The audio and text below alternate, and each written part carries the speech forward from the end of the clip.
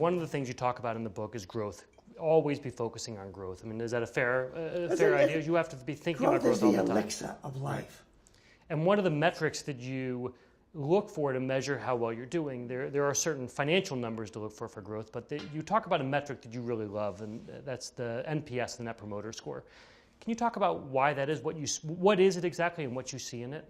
Well, the Net Promoter Score is a measure of satisfaction of customers. So first of all, you got to define your customers. If I'm in LinkedIn, I got at least 2 customers. I've got advertisers, and I got writers, influencers, if I'm in your job or in a job like that. I got to be sure my customers are getting what they need to do their job and are happy with the service I'm providing them. I'm very happy with LinkedIn. When I go there with an article, we learn lots about what people are thinking. We get great feedback. As an advertiser, we're getting lots of great people to our school. We like it for that. My wife, Susie, just hired an assistant through LinkedIn. So serving a customer is what NPS is all about, Net Promoter Score. So the question is really asked, would you recommend LinkedIn, or in this case, Jack Welch Management Institute, to your best friend or neighbor as an investment? As an investment? Is that an important part of it? Not as an investment. In a school, it's an investment. Right. In an advertising, it's an investment. Mm-hmm. In an ad, it's an investment. All these things. Would you recommend it as a use for your service? And if you get a 9 or a 10 on a 1 to 10 scale, that's a promoter. If you get 1 through 5, that's a detractor. If you get 6, 7, 8, it counts 0. So every detractor kills you. Amazon scores in the 70s, which is one of the best in the world. Southwest Airlines, 70s in the world. The Jack Welch Management Institute, 72%. We're right with Amazon and Southwest Airlines. So it's a home run. Because our students, we know our customer. Our customer, our student is our student.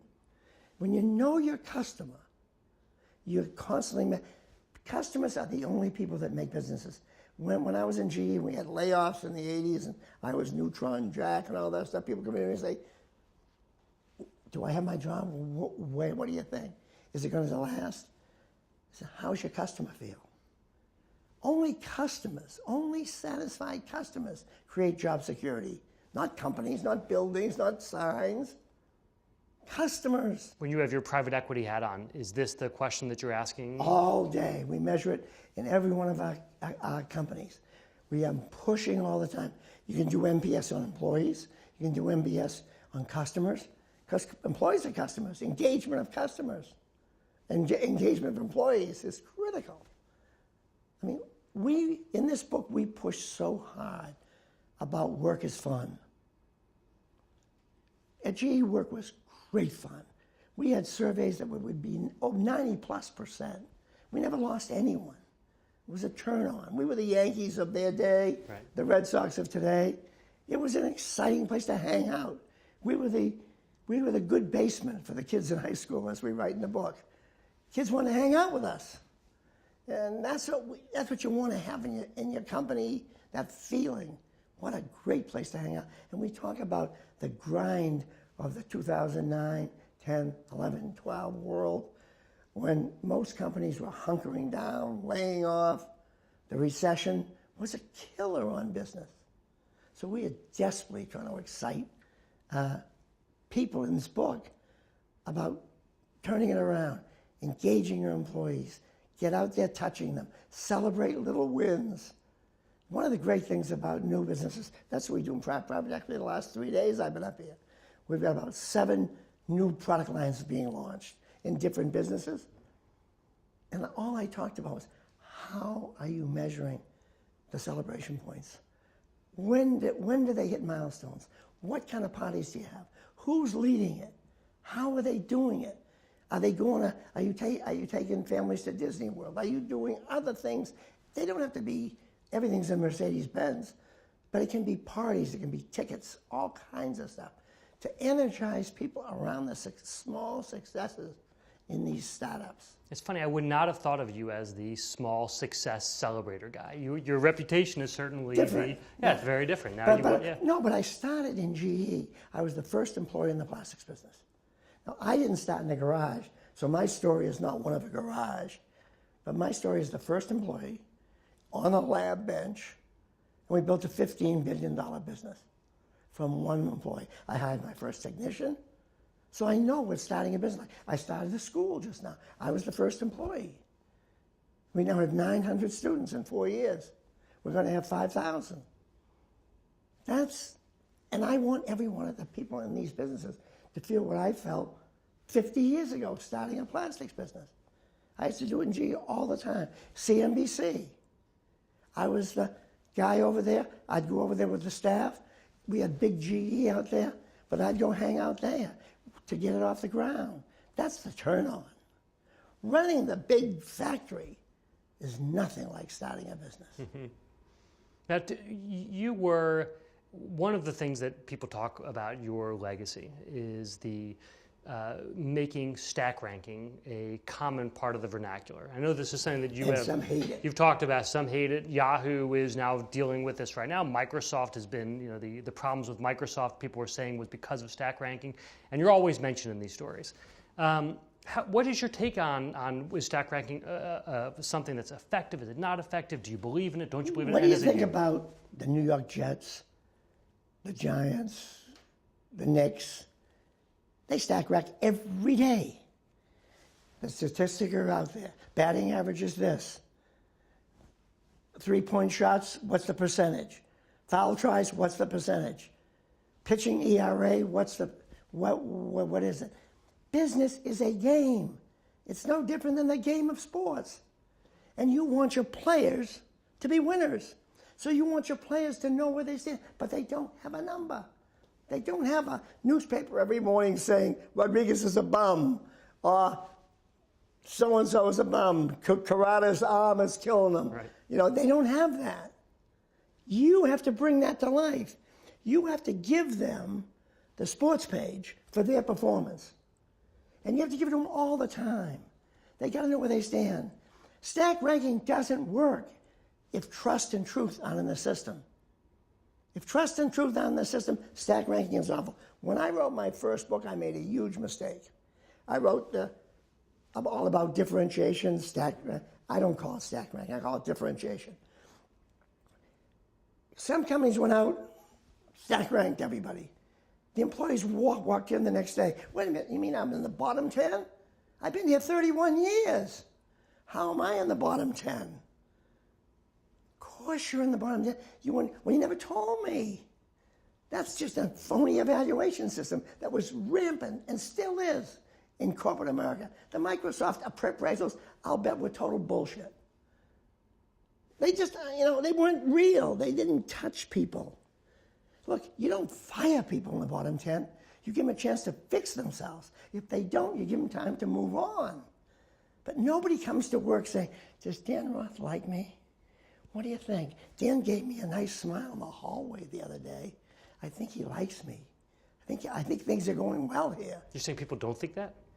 They do. They do think that, yeah. I don't want them, though. Oh, you don't want that's not good. I want them to know what you think. Right. Because I want you to have sat down with them in your office and said, look, the writing you've been putting out stinks right now. You've got to pick up the pace. You've got to get shorter pieces. You've got to have more this, more that. You've got to be more risk-taking in your pieces. You've got to do all this stuff.